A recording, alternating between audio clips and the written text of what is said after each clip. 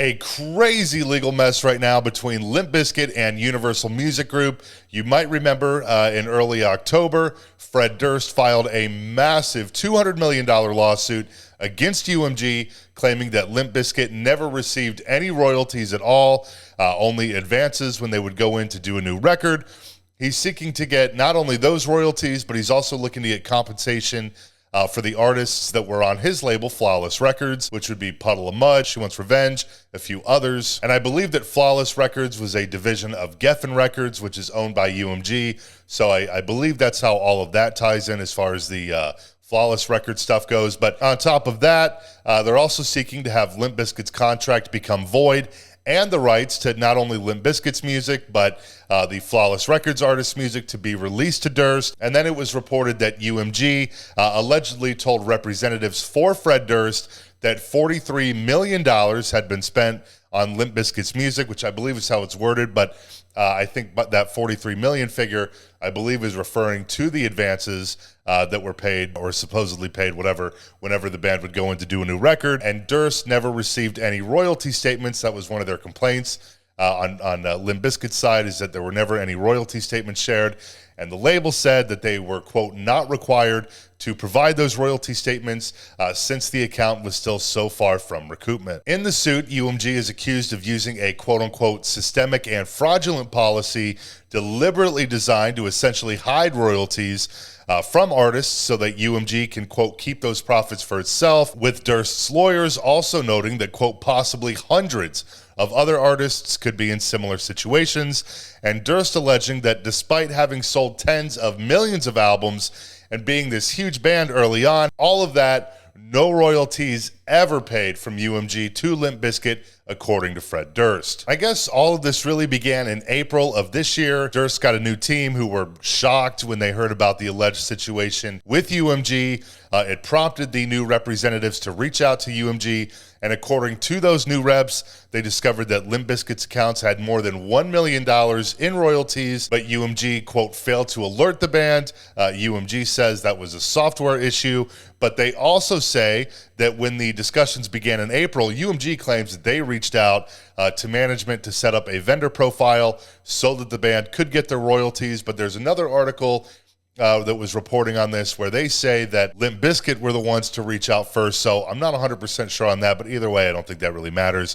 But anyways, according to UMG, when they reached out to management, the business manager said most of Limp Bizkit's members had sold off their royalty shares, but then I guess over a year later, the business manager wrote UMG again and said that he was referring to publishing royalties, not the recordings, and UMG included those emails in their new reply, which we'll get to a little bit later on. But all of that eventually led to a further investigation, which is when it was discovered that allegedly UMG was not sending those royalty statements like we talked about, including, quote, during the height of Limp Bizkit's fame, with the lawsuits saying UMG's failure to issue royalty statements, in particular from 1997 to 2004, the height of the band's fame, and during periods in which they made record-breaking sales with respect to its most popular albums, suggests that UMG was intentionally concealing the true amount of sales and therefore royalties due and owing to Limp Bizkit in order to unfairly keep those profits for itself. Durst's lawyer then adds that it's, quote, highly suspect that Limp Bizkit's albums are unrecouped, saying in the suit, given that Limp Bizkit's first 3 albums had already sold several million copies by the early 2000s, the recording funds and costs should have been quickly recouped, and UMG should have started paying royalties on those albums right away, not over 20 years later. The suit then goes on to allege potential, quote, fraudulent accounting practices that, according to Durst's legal representatives, UMG was using to avoid paying royalties to the band by showing that the band still needed to recoup their counts, and saying this when referring to one example of an alleged inconsistency. But where did this additional $199,676 charged to the account come from? It seems to have come out of thin air to overdraft Limp Bizkit's due and payable account in order to defraud Limp Bizkit and show an unrecouped account. The label did end up releasing $1.03 million to Limp Bizkit and another $2.3 million to Flawless Records artists, but given that it's a $200 million lawsuit, the suit is claiming that, of course, the debt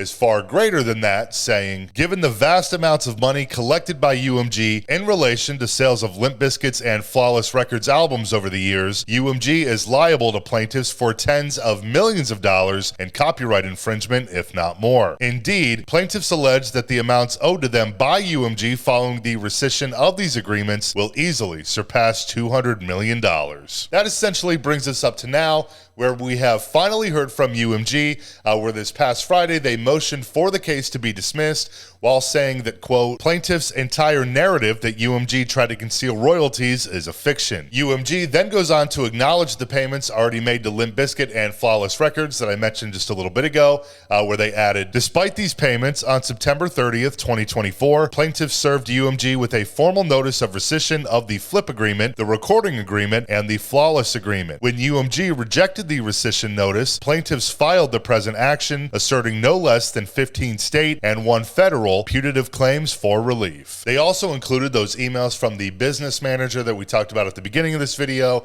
which they say, quote unquote, eviscerate Limp Bizkit's fraud claims. But following UMG's motion to dismiss, we have now heard from a representative for Limp Bizkit who has this to say. When someone is caught red-handed, their first response is often to hire very expensive outside law firms who first, as a matter of course, try anything to dismiss the suit when they are in trouble with the facts. In this case, we believe UMG is using a typical, formulaic, well-trodden strategy of reaching for any escape route by desperately grasping at technicalities. Given the nature of this lawsuit, I mean, it's a $200 million lawsuit, a massive thing. Looking at how big UMG is as a company, one of the biggest music companies in the world. I believe they're also the biggest label. This is definitely going to take some time before it gets resolved. I mean, we're talking 2025, obviously, if not into 2026, possibly beyond. I mean, these things can take ridiculous amounts of time to get sorted out, but rest assured, I'll keep you updated when there is something else to talk about.